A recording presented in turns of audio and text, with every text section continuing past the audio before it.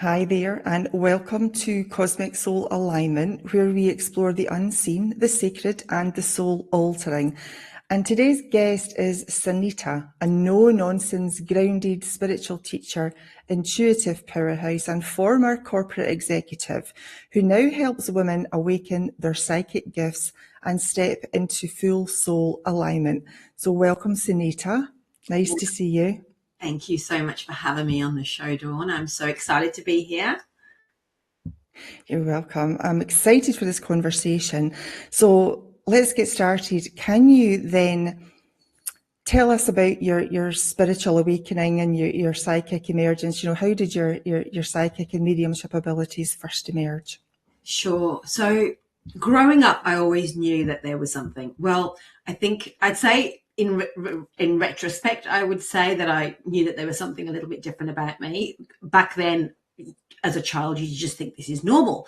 So I could sense spirit. I could sense people who had passed in the house, as an example. That was my primary memory. There was what I later found out to be an elderly couple that lived in the house, and they'd passed in the house, and I would quite often see them.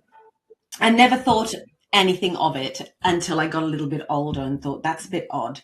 And my older sister, who was a bit more dramatic and was also a medium in the making as well, was very dramatic and would scream at the top of her lungs when she'd see them. There's people in there, there's ghosts in there.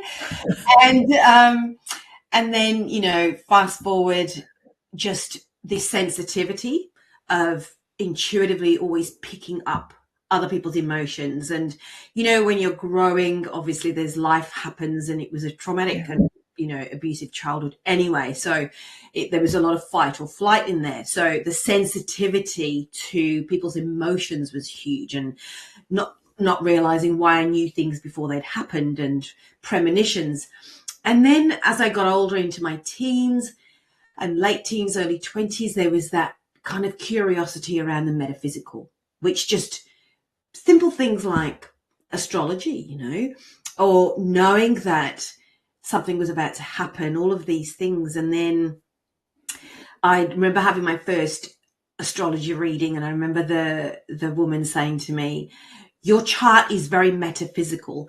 And I remember going, and what does that even mean? And I actually said to her, what does it mean? And she said to me, well, it means that you know things before they happen. And I was like, yeah, that's pretty true. But not knowing, how do I even know that? Because that's always a big question. But when you're in it at the beginning, you don't realize. And then fast forward many years later, the tragic death of my sister, and the passing, she had a car accident, and part of the journey for me of that, we were both abandoned by our family. We were both kind of outed, rejected, both of us black sheeps for kind of following our own path. And so we were very, very close. We were always very, very close, which kind of makes sense as that we were both the ones with the mediumship abilities as well, And so when I arrived in the UK and went to the hospital, not knowing the extent of her injuries, there was a whole sequence of things that happened at that end, her passing. And so just finding out what the extent of her injuries were, and not knowing that what I was coming to. So in her unconscious state, she was on life support, and the things that actually took place when she passed, which was her vision. I had a vision of her. She came to me to say goodbye, and it was a very profound, life-changing, such a clear vision it was of her saying goodbye, telling me how much she loved me. And it still brings me a lot of emotion of that minute where, over that 5-day period where I was sitting by her bed praying to anybody that was available, to save her, but also on a physical level that she wasn't going to make it. And then when the doctors actually I'll never forget this memory of the doctors chasing me, and chasing because I ran when I saw them, because I knew what they were going to say to me, and I wasn't prepared to hear it, which was that we need the option of turning off the life support machine. Yeah. I remember running. I literally ran in the hospital and hid under a stairwell, crying like that, because it was just too much, and I couldn't imagine a life without her. And we had the conversation, and then they'd said that there was absolutely no chance of her surviving, and so there was that end of life, that passing. I mean, you don't know what to expect, right? Every passing is so different, and it's incredibly heavy. And I remember there was a moment that I thought, what would I want, knowing that how close we were? And we used to do this thing where she always used to play with my hair, because she was a hairdresser and she used to love giving me those little hair massages, being the younger sister. I used to sit next to her. She was very, very protective over me, and and she was more of my mother than anything else as well. And so I held her hand, and I had my hand in her hair, and I remember I had my head on her arm, and tears were coming, and I felt this jolt like somebody was shaking me awake. And then I giggled, and she was in my face. She was this close to me. And we used to joke around and kid around a lot. She said to me, I made you wake up. And then she laughed, and I remember chuckling, but I had these tears in my eyes, and I was like, what are you doing? The part of my brain was, what are you doing? Like, this is such a terrible moment, and you're laughing. And then I remember another part of my brain just saw this beautiful vision, and she had no injury. She looked perfect. She was like this translucent, there was all white around her. There was this light around her. And I remember my heart just expanding, and then she looked at me right into the eye, and she said to me, I love you. Love you. And I'm going to miss you. I have to go now. And then I remember almost waking up from that moment, and it was like I'm being launched into the nightmare again, and she drifted, and then I heard the machine bleep, flatline. Okay. And that was the profound experience that started my journey of awakening. Your awakening. Well, she did tell you, haha, I woke you up. She did. Do you know, I've never seen that. I've never thought. There you go. Yeah. And I'm a strong believer, and part of the work that I do with women is around soul contracts. And where and just to explain what I mean, the context that we have lived different lifetimes, and that we have a contract with other people, and that we were fulfilling them in the current life because something was left, something was not completed. And I really believe that there was a contract. I mean, people used to call us twins. There was like a 5-year gap between us, and people used to call us twins even when she died, and I was clearing out she was a hairdresser in her salon. People were knocking on the door, like getting quite angry because they thought it was me, and they were saying, I've heard this rumor that you had a bad car accident, but like, what's going on? Because they thought that it was me, that I was. And I would be calming them down, saying, no, I'm her sister. And they weren't listening. And so there was that familiarity. I mean, I know like sisters do look alike. I don't think that we looked alike, but and we always used to get mistaken for twins. And she always used to say this thing to me growing up, and she used to stand there over me and look and say, you're going to make it for the two of us. And I remember I used to look at her going, what are you on about, And what I found out through doing some healing work on myself, many years later, working with an excellent medium and healer who trained as a kinesiologist. And I said that there was this repeated issue in my body, and I felt like it was to do with, a psychic, I wouldn't say psychic attack, but a psychic attachment, but it wasn't of this life. And then what came to me in that vision of that work was the energy was being released, and we were kind of finding the root cause, because I am such a root cause person. I said, I want to find this because it was showing up in my body as a health issue. Mm-hmm. Then I saw it. I saw myself in utero as a twin. And when I opened my eyes, so imagine that in utero baby opening their eyes, there's this, that almost like the sonic sounds in the ears because of the water. Yes. There was a baby lying with me, and the cord was wrapped around that baby's neck. Mm-hmm. And it was from that point that the contract had started for me to survive and for her to die. Okay. So it was a very profound and powerful part of my journey of Karma. And she kept repeating her life and be the one that passed before me so that I could live. So that you could survive. Mm-hmm. So that I could survive. And you're very right, Dawn. She did wake me up, but this was my journey. I had to do this journey on my own. Mm-hmm. And I was saying to myself many times after she passed, I do not want you to die so that I can live, that you deserve to live, and that I will find my way. Mm-hmm. I want. And at that moment, it was almost like a shooting star just disappeared in front of me.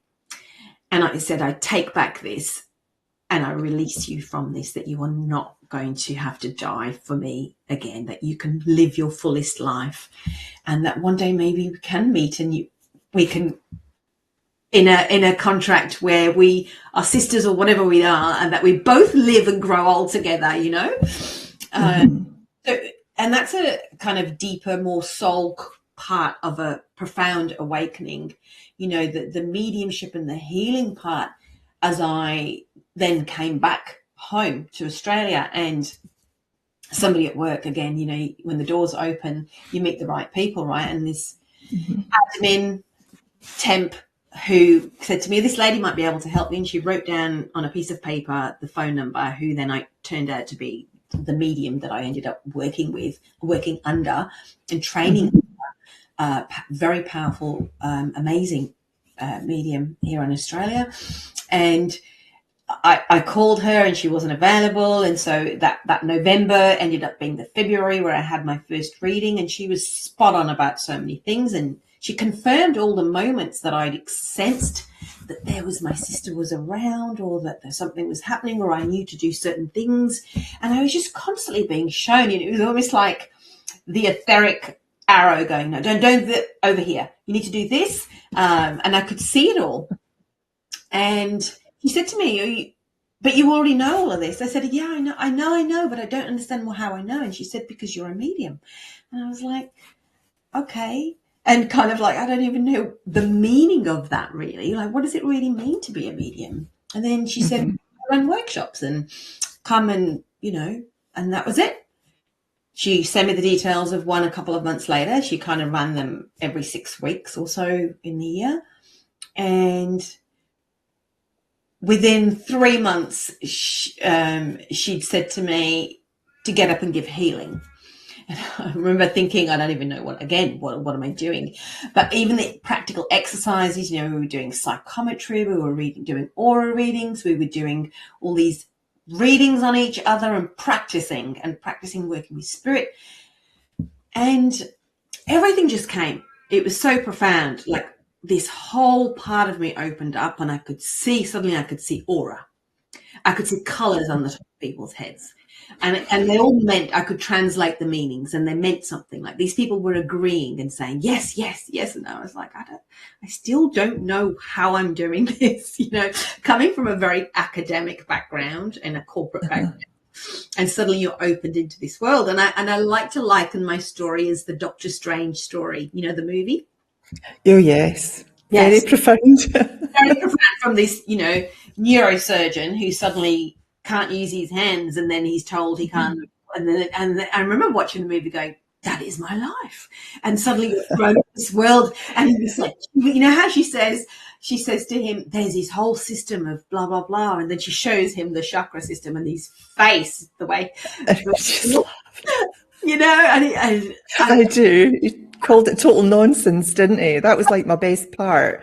Just yeah, after that, I'll not spoil it for you, but carry no, on. no, exactly. And not that I ever thought it was nonsense, but it's because I didn't know it. And then you can imagine the depth of learning, and I'm a learner, like I'm a seeker. I will learn. I love to learn. I love to, you know, and there's a difference between loving to learn and needing to know, you know. Mm-hmm. Yes. So the education part for me was amazing. And then I learned some valuable things like, you know, there is no university of mediums and healers, right? There is no Hogwarts that we can go with these beautiful. I know, wouldn't Hogwarts be great? That would be fantastic. Oh my goodness, I would like, you know, I often think to myself, you know, there isn't one, so why don't we make one?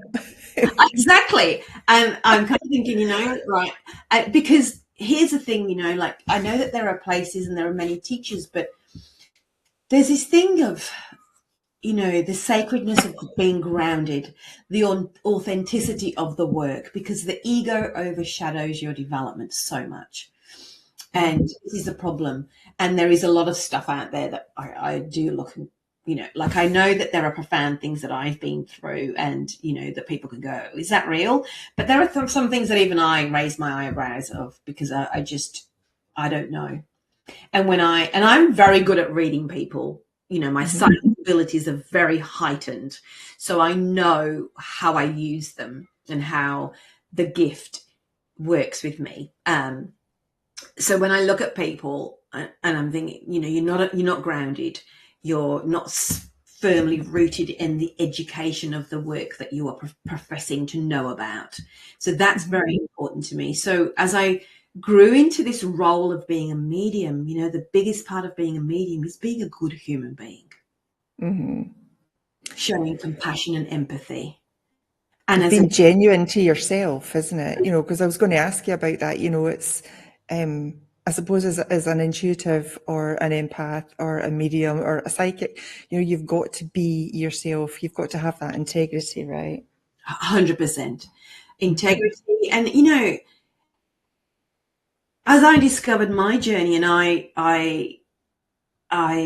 was trained under, like, you know, not very often, but I always had the mediums with the degree in XYZ, philosophy, psychology, or, you know, that they had a good, strong background. And that to me is really important because of integrity and their ability to learn as well and know. Because, you know, yes, I know that degrees can sometimes be, you know, you just turn up for an exam, you know, you're studying to pass something, but there's the embodiment of the knowledge and the wisdom, and you can clearly see that with people, right? Mm-hmm. And so I was very blessed to have, you know, 2 or 3 really good teachers during my journey. And I remember thinking, and my teacher said to me, because I was, you know, life gets in the way, you're raising children, your family. And I remember feeling like, oh, you know, but I'm going to miss a workshop. And I felt quite like, you know, because you're in a community as well. And I remember my teacher saying to me, it's not going to go away. I said, yeah, I know that, but I also miss this part of me that I'm discovering about myself. And I'm learning about my ancestry and my genealogical ancestry. You know, my nanny, my maternal grandmother in India, is the medium. She was very drawn to working with herbs. And I have I'm always doing things with herbs and burning them for healing properties. And I know that I get her. That I don't read books around herbs, but I allow that to that wisdom to come through me naturally. And I think that's the knowing and forcing yourself to know, where you know it's coming from spirit. You're being, you know, and that my grandfather, my nana, so her husband, is from a line of powerful healers, and I feel so blessed about that and so honored that it skipped a whole generation and it's come to me, and that there is ancestral work to be done that I take with great responsibility, so that future generations in my lineage, my sons are mediums, and the teachers that I spoke to about my mediumship, and also to have an assessment as well, just because I think my greatest fear in this work is to become that egotistical, because there are people out there who, it's about the ego and it's not from spirit. It's more about themselves and their personal gain than it is for spreading the word and sharing grounded wisdom and knowledge to people who are curious to learn more. And that's really important. And to facilitate, as like you said in introducing me, it's really important to help nurture how other people's gifts are coming through, because we're not all the same. No, we're not. Yeah. And that doesn't mean that, you don't always have, yes, people will have a traumatic, tragic circumstance, and it will be the kind of pivotal point to awaken them on the spiritual path. And it's not like I was going down, I was a corporate person, right? So spirit had gone, but even in the corporate world, I was using my psychic ability, and I didn't realize that. I had a certain way with people. When people would always say to me, it's really amazing how you find this information out about people, because I believe that you don't, I'm an ex-auditor, quality assurance, risk manager, somebody who people fear when they come into the office, right? And so if I was auditing, I would make sure I made that person feel comfortable, because you can't get information out of people by beating them over the head, right? Making them feel small. So the empathy and compassion is always there.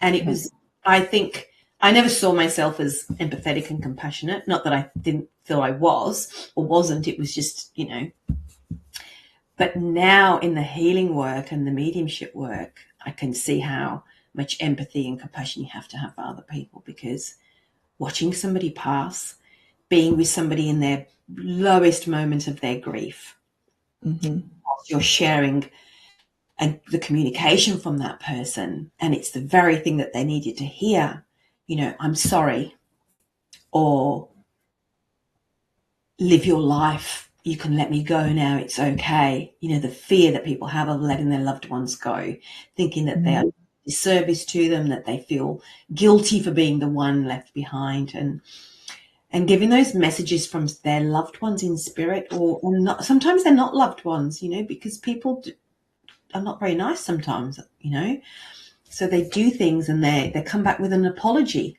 and that's the very thing that the person in front of me needed to have, needed to hear. So I think we need to kind of do away with the fluff and it's all love and light, because it's not. No. And I like the fact that you're no fluff. Just let me go back a little bit. You were saying when your sister passed, and she was right there in front of you, and that she came to you before she actually transitioned. I had a similar experience with my grandmother, and at her time, I could hear her. I was asleep, and I was coming back to that place between asleep and awake, and I could sense the change, and all I heard was her, can you hear me, Dawn? Can you hear me? It was definitely her voice. And I just knew.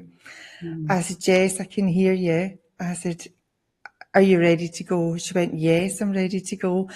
And I was just so happy for her, because she had dementia for a while and she didn't have a life really, and she said, no, I'm ready to go. I'm here with Jimmy, who was my grandpa.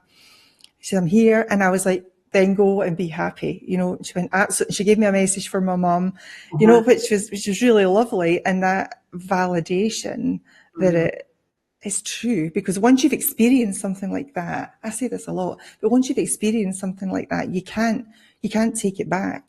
No. Somebody else can't tell you that didn't happen just because they didn't experience it. You've had that experience. It's definitely cemented inside you, in every cell. It becomes your wisdom, and it's true for you. 100%. Yeah.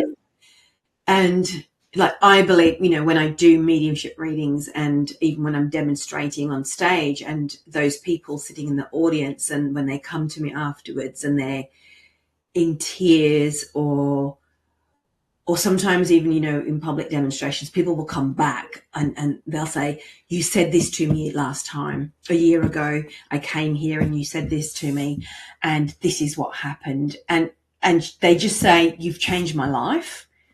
Mm-hmm. And it's, when you look at what that felt like with your grandmother, hearing her voice and then telling your mum that message, it changes you. It does. And opens you up to this whole other world that exists. Mm-hmm. And who are we to think that the universe is just of us?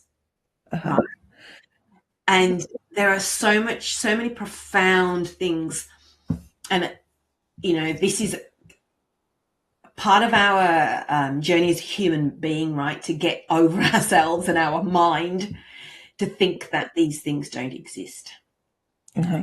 It's so beautiful. And even with animals, like I love animals, and I'm an animal rescuer. I've worked with charities, I work with rescues, and when animals pass, oh my goodness, like humans, because we have the same, we speak, we talk, we have this language, but animals, it's pure love. Mm-hmm. It's pure, it's so like that impacts me on a whole other level. Because when they say your eyes are the window to the soul. Mm-hmm. So when the animal shows the memories, their best memories of them with their human. Oh wow. And says, you're going to be okay, that remember me in that way, that little pup chasing that favorite toy or whatever it was, and when the animal thanks them and for caring for them in the way that they did, so profound on an emotional level, I feel, because it's so heart opening and it's so like animals are profound. Their energy, their beautiful, the clairsentience of that passing is so profound, and that changes you, it's just they are just come from unconditional love, don't they?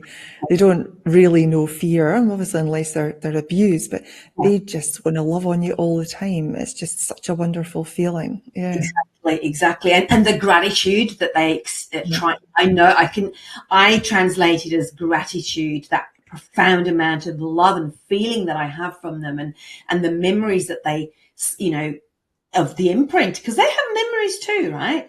And in that connection, and their human is in tears, weeping, because they've got this health issue and they know that their time is passing, it's coming to an end, and they're saying, yes, it is, and I want you to remember these memories of us, and that I'm grateful, especially those moments. And I've had a few happen the last 6 months of passings where they've had to be put down because their illness has been so bad, and where there is that gratitude of, you're not doing anything bad, because that's the thing that you're left with as a human, right? That I've killed them, and it's, it's like for humans, I don't know what it's like where you are, but where we've just passed in some states the legislation for ending life, so that we have this choice. So that's really important as well, because the family members are left with the guilt of, did I do the right thing? I know. And that's horrible. And having been through that myself, knowing that they will let you know. And I know that when I'm involved in passings, that's part of the process. Is this right? Are we, is she passing? And it's a beautiful to witness and be it's a humbling process to watch somebody's life end, so sacred, that transition. And that's a part of mediumship that nobody talks about, is the endings, transitions it back into spirit world, back to source. It might be an ending of this physical life, but it's the beginning of another. Absolutely. It's a never-ending life. Yeah. And this is something that I've learned in my mediumship, and that I say quite often, is that they are more alive than we are. We're like Oh, yes. dragging ourselves around in these bodies that are eventually going to wither away if we're lucky enough to live to an older age, which we are now, with all the things that we have, technology, we can live longer. Whereas, hundreds of years ago, you were dead in your 30s. You'd be lucky if you got to your 30s, right? And so many, all of these. So getting older is a blessing to be able to sit. And this is something that spirits say quite often, is that, we have this physical shell, and that when we're saying to enjoy the present and love the present, it's saying, I can pick this flower and smell it, because spirit can't. I can see the sunset and the sunrise. I can look at the stars and the moon. Spirit don't do that. And so quite often their messages that come back are around, enjoy being this human being, because you've made this choice to come back at this time, and appreciate the small things. And, I believe, and I'm sure you do as well, Dawn, around that we choose this life for our growth. We choose it for our spiritual development, to learn things for our soul evolution. So when we go back, we're saying, yeah, did I learn that? Yes, I did. 100%. No, damn it, have I got to go back? What did I miss? Oh no, I have to go back again. I already said I'm not having the childhood I had. I'm going to learn everything, and I'm going to work hard, which is probably why I am grounded and I don't do the fluff, because I'm fearless in my conviction of the growth journey and the evolution of the soul, and I feel very tuned into that part of my path for myself as a medium. Hence I teach a lot of that, and that depth of work that comes with it, because every medium is different. Like my teacher, I remember she would say to me, oh, you just get the thing, the very thing that they need to know right now, because I'm a deeply emotional person. But that's my clairsentience. I'm able to, my psychic ability. So when I work, I'm able to pinpoint the very thing that's blocking you right now, that's stopping you from moving forward. And kind of like that thorn that's stopping you. And so in my mediumship, so that's how it comes through in my mediumship as well. Even though I am clairaudient, I hear and I see as well. Yeah. And she was very surface, with, they had a bike, they had a house with a green door. That's not surface, but if that makes sense, like more physical, like, whereas I was much more deep, and because it was always about soul journeys for me, which I then later understood in my development that makes sense, where I was always getting the deep stuff, because that's what's important to me. I get they live in a 3-bedroom house and there's a window over here and they drive a red car and blah, blah, blah. But I'm like, where's the fun in that? Absolutely. So do you think then that anybody can become a medium, or only certain people maybe that have been born with certain gifts, or is it something that you can choose to progress, to develop? I believe, and just my understanding is that it is genealogical. It's passed down, and it will, like I said, it skips generations. So no, you can't go to a workshop and go, yes, I'll be a medium, today, or tomorrow I'll do this or whatever. No, there is that part, and I do, from what I know as well, again, in my understanding, is that it is connected to a part of the brain, as well as your adrenals. There's a connection there, because I also know many mediums who don't look after their health and well-being. That adrenal problem is what shows up the most. Yeah, total tiredness as well, fatigue, burnout. The metabolism, right? Because I know any time I'm working, like literally afterwards, like I can't eat before, because you're kind of supported by spirit, and but afterwards I could inhale food because of all the energy in my physical body that's being used to do that energetic work, do the psychic work, do the mediumship, do the healing work. So your constitution, you have to be aware of your constitution, of your physical body as well, to be healthy. I say, obviously there's people that aren't, but I like to be at my optimum to work with spirit, because then I know that the information coming through is I'm at my optimum for them, because I'm just a vessel. I'm just channeling information and passing it on. And I feel I come from the place of it's my duty to make sure my physical body is optimum, and that my mental health is optimum, that my emotional health is optimum, because of course, and this is how spirit looked after me. Like, if I was to reflect over the years, I never got siblings. Every time I did a reading, I never had a sibling, because during my grief journey, that's something that I had to work through, because grief is something, it's live. It's you have to work part of that. And so I remember when I started to get siblings, I was like, oh, and I got a sibling, and I knew spirit were doing something. And I was like, I know you keep giving me grandparents and uncles and all the other people, but not siblings. And then the first sibling I had, I'll never forget, was a brother.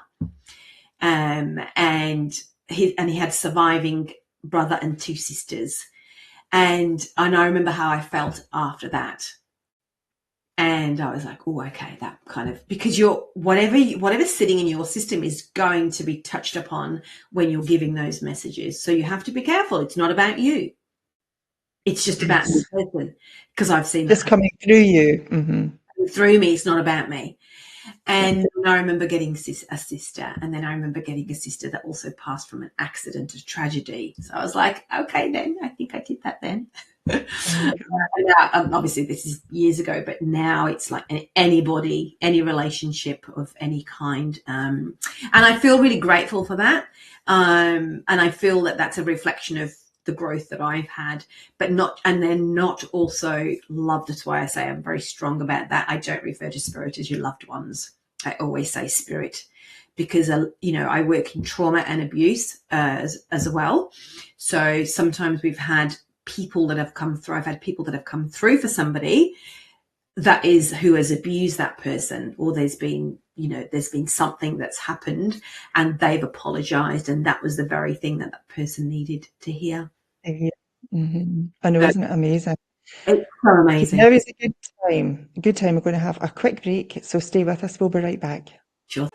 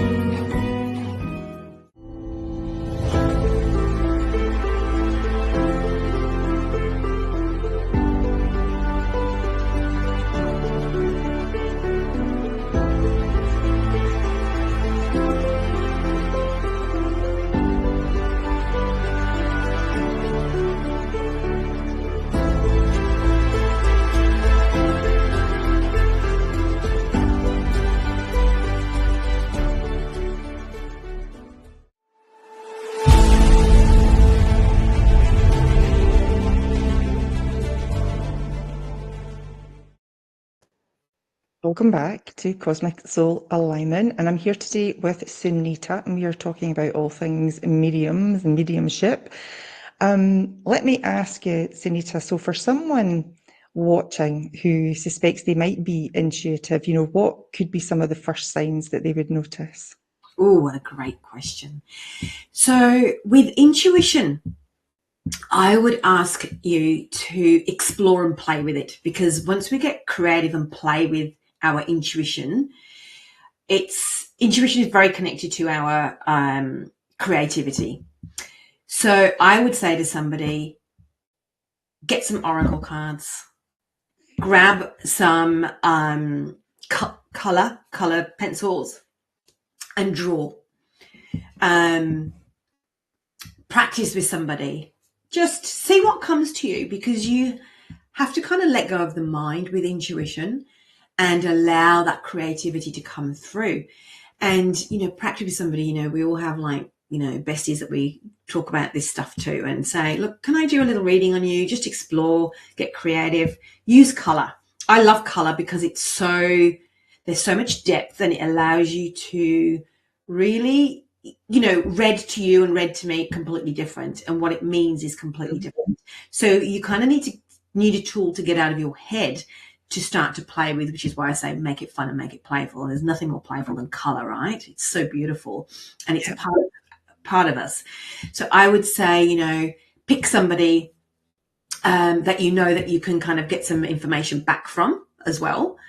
Otherwise, you're just doing it on your own without any confirmation, which you need to know if it's your head or your actual intuition.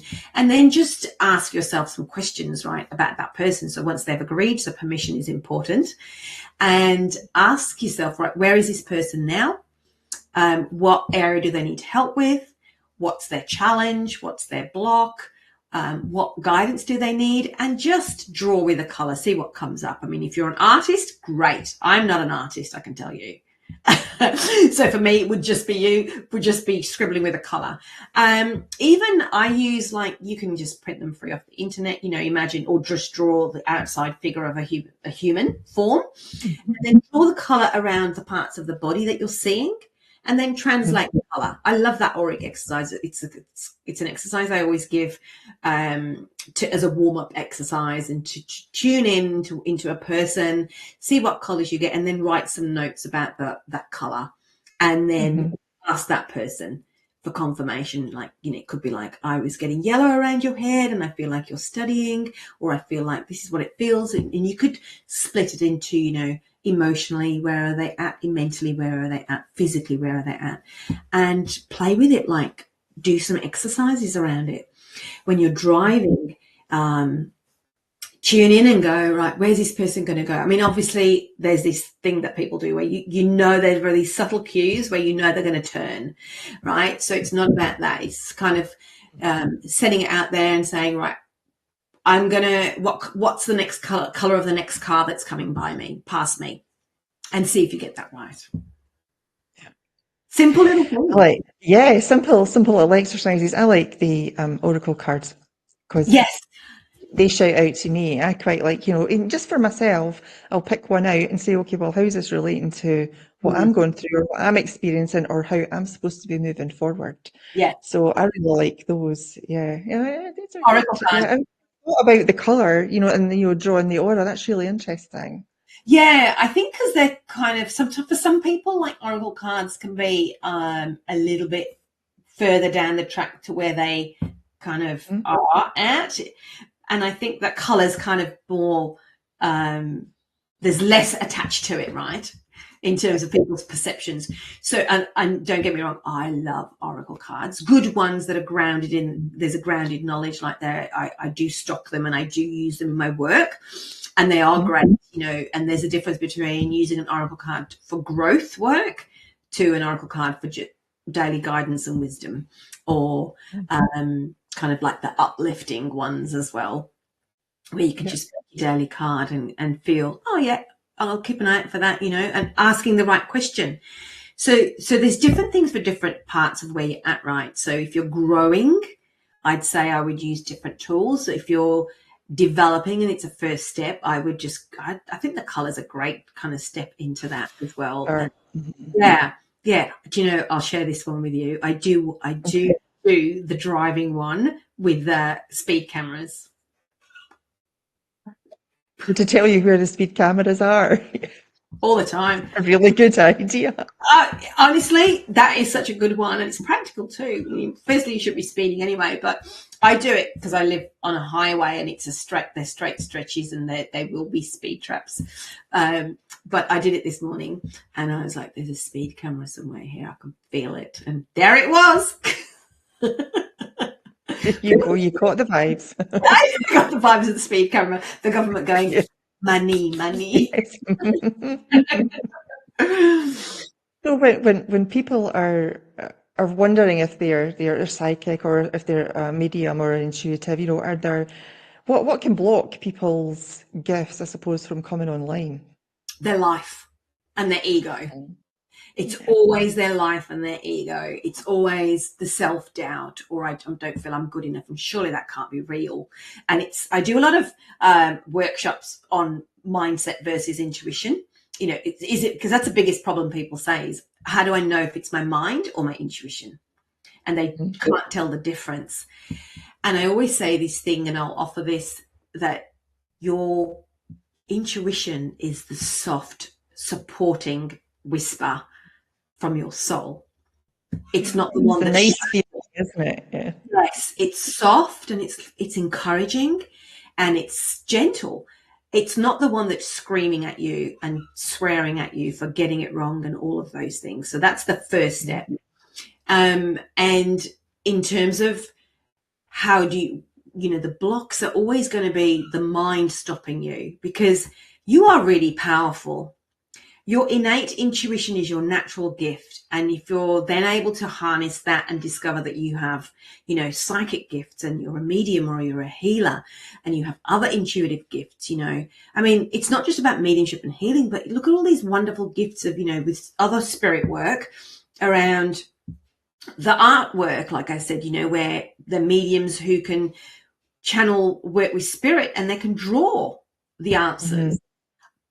Like, profound, right? And this is why I say I can't draw anything. I'm terrible, but that's a whole gift in itself. Then there's the gift of wisdom. They're all different gifts, and I would say this: find a good teacher, find a good grounded teacher, because we're not doing that enough. Because also there's so much we have access to so much information online now. Yeah. So people read themselves into believing something is there that's not. And a real grounded, a teacher, because not all mediums are teachers either. A good teacher will be able to read you, as in work with you, and know that's your mind, or that's an actual gift, or that's something that can be cultivated. I know that as my gift of teaching opened up, I'd started teaching because I knew that was what I was supposed to do. And I remember how hard it was for me to step up into that, because nobody says to you, here you go, you've now qualified as a teacher. Nobody says that, which is why I would get assessments from who I would call the Dumbledores of mediumship. And I remember her saying to me that your development, it's all very grounded, and it's all very, very strong. Not just your spiritual development, not just your mediumship and healing, but your spiritual development, like your growth is grounded. And I think there's a responsibility as a teacher to be able to tell people, find a good teacher, sit in a development circle. You have to sit in a development circle, learn how to build your power and work with spirit. It doesn't just happen. Because you ultimately are never going to know, yes, if it is your mind or whether you are actually gifted. So it's not a failing upon yourself. It's